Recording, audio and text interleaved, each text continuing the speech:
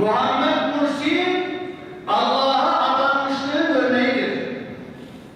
Muhammed Mursi Kur'an'a adanmışlığının numune imtisalidir.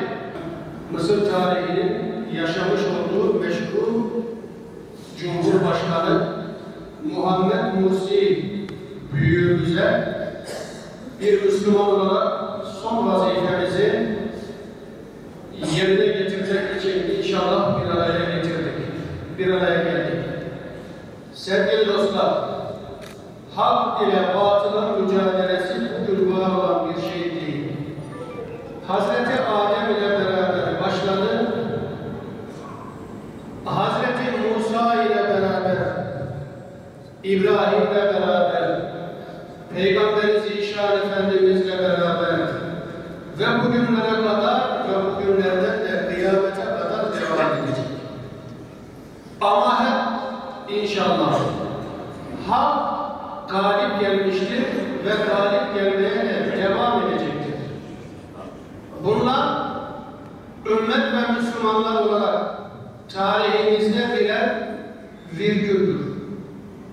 Önemli olan hakkın yanında olabilmektir.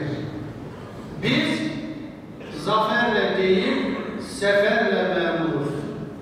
Biz hayatı Allah için yaşamakla, Allah'ın yolunda yaşamakla memuruz. Zaferi verecek olan ve men nasru illa min indillahil azizil hakim. Zafer Allah'ın işi. Sefer bizim işimiz.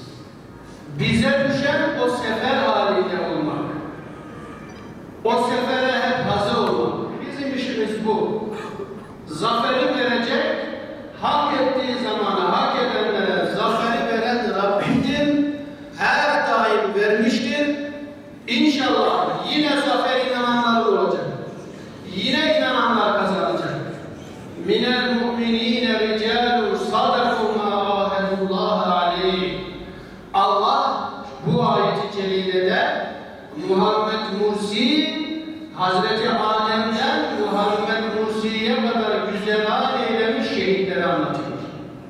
Diyor ki halk içinde, insanlar içinde öyle adam gibi adamlar vardır ki sadaku ma ahadullah aleyh. Onlar Allah'ın kendilerine verdiği ömrü ona verdikleri söze sadık kalarak yaşarlar.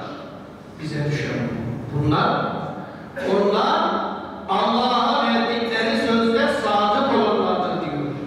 Onlar ki bakın Kur'an-ı Kerim'de öyle adam gibi adamdır ibaresi Türkiye'de geçer. Çok önemlidir. Fazla değil. Adam gibi adam.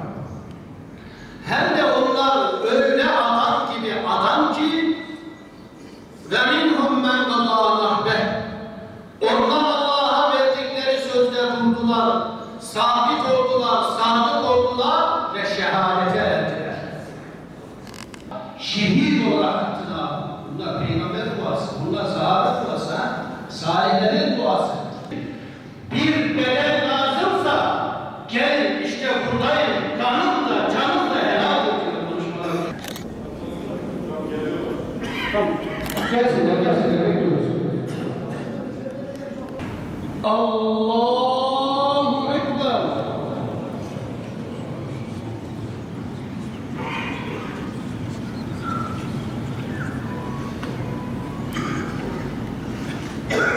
Allahu Ekber. Allahu Ekber.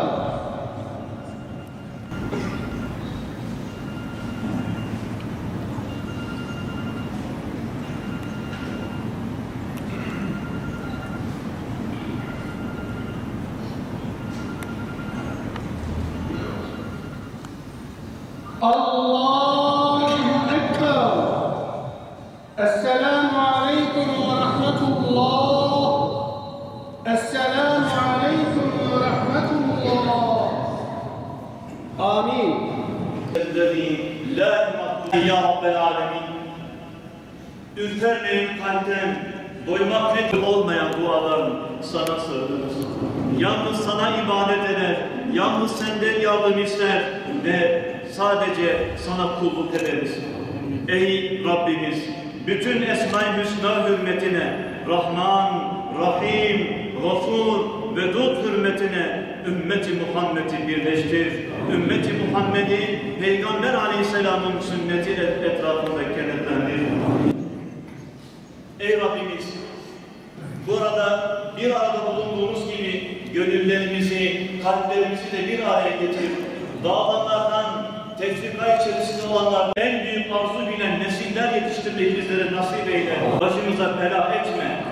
Sen cennet-i naimde özgürce dolaşmaktasın ve sana ölü demek asla Müslümanlara yaraşmaz. Ve senin Resulünün beldesinde